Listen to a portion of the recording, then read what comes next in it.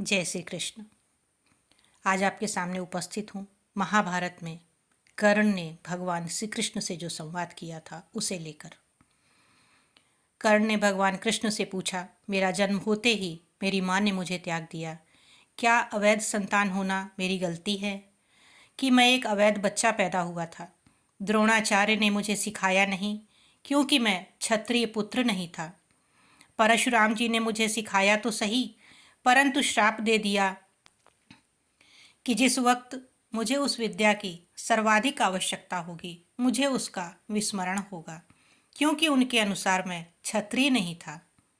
एक गाय को गलती से मेरा तीर लग गया और उसके मालिक ने मुझे मेरी गलती के बिना ही श्राप दे दिया।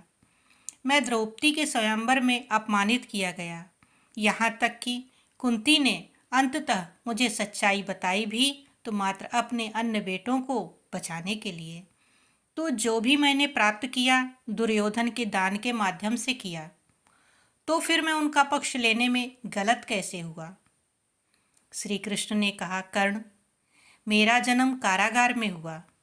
जन्म से पहले ही मृत्यु मेरी प्रतीक्षा में घात लगाए थी। जिस रात मेरा जन्म हुआ उसी रात ही मुझे मेरे माता पिता से दूर कर दिया गया।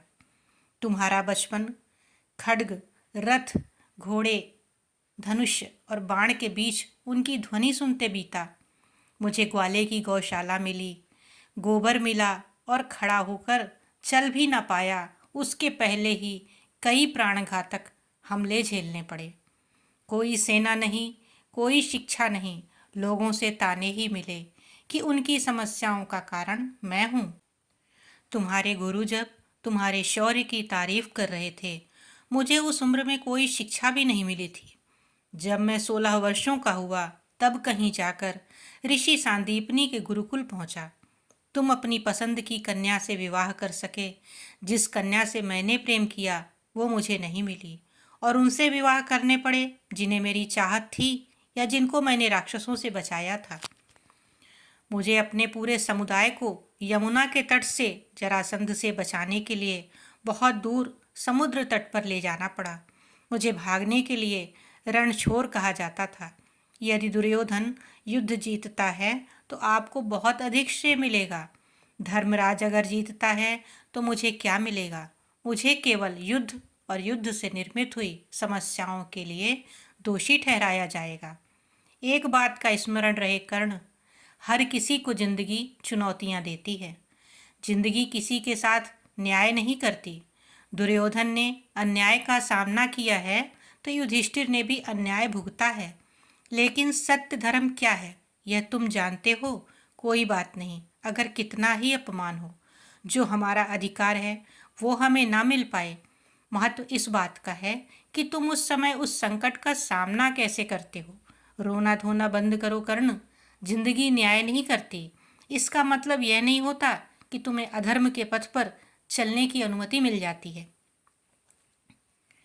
कर्ण, एक बात याद रखो, सभी के जीवन में अनंत चुनौतियां हैं। जीवन किसी भी तरह से निष्पक्ष और आसान नहीं है, लेकिन सही धर्म आपके मन विवेक को जानकारी है। इससे कोई फर्क नहीं पड़ता कि हमें कितना अनुचितता मिली, कितनी बार हम अपमानित हुए, कितनी बार हम गिरते हैं या कितनी बार पराजित हुए या हमें अपने कदम वापस लौटाने पड़े। महत्वपूर्ण बात यह है कि उस समय आपने कैसे प्रतिक्रिया की, कैसे उन कठिनाइयों का सामना किया। जीवन की अनुचितता आपको अलग रास्ते पर चलने का अधिकार नहीं देती है।